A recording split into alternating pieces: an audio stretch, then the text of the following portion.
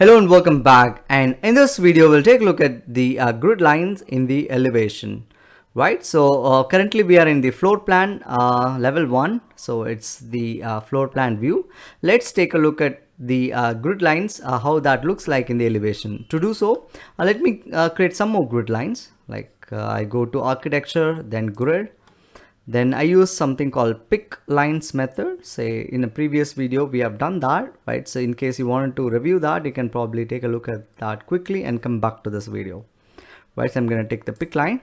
Since I've taken construction templates in imperial units, the units, the offsets are in the feet and inches, right? So let me give 3 feet and probably 6 inches, right? Say when I cover over, you can see that probably I can take something little bigger, like say for example 10 feet and 6 inches, so you can see prominently, right? Say for example like this, right?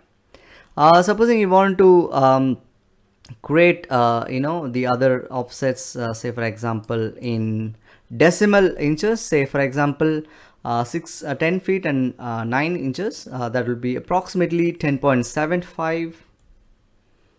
the decimal, let's take a look at whether the decimal works, right? So you can see the decimal works, right? So when I click here, it automatically converts that into 10 feet and 9 inches. So this is simply an interesting feature in Revit, and this is what we generally refer to as parametrism. Like it can work depending upon that.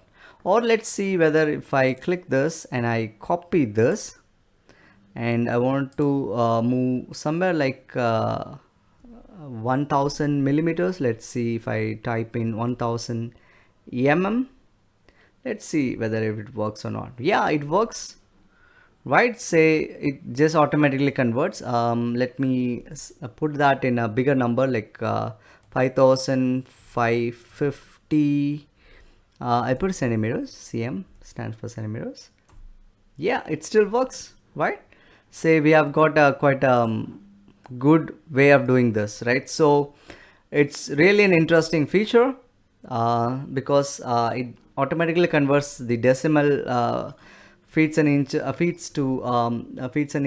or vice versa, or even to millimeters and centimeters, right? Say one of the interesting feature. Let me delete this, right? So the final one, I'm deleting it for clarity, and I reposition it. I can select everything. You can select from left to right, that will select everything, and then you can use this move or MV, or you can even cover over this, click on any place to consider that as the point of movement, or the entire movement gets moved based on that reference location. Say I'm gonna put here somewhere like here.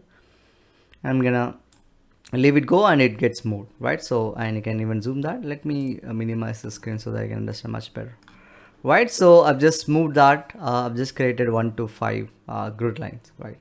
So let me take a look at that, how that looks like in the elevation, right? So here the levels are blanked because that will be activated only in the elevation, but grid lines will be active both in plan view as well as in elevation.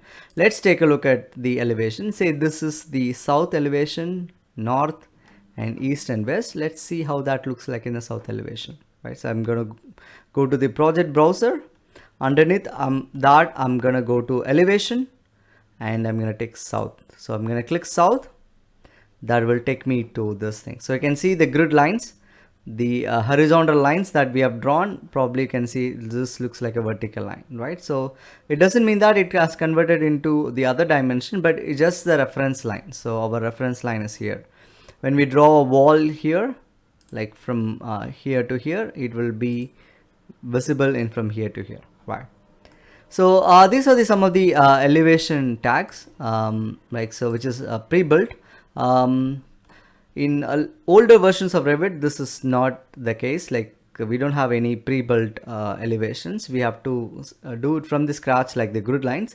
But in the modern versions of Revit, it is already inbuilt, right? So in the next video, we'll take a look at in detail the levels in the elevation, right? I hope you really enjoy this video. Have a great day. Bye bye.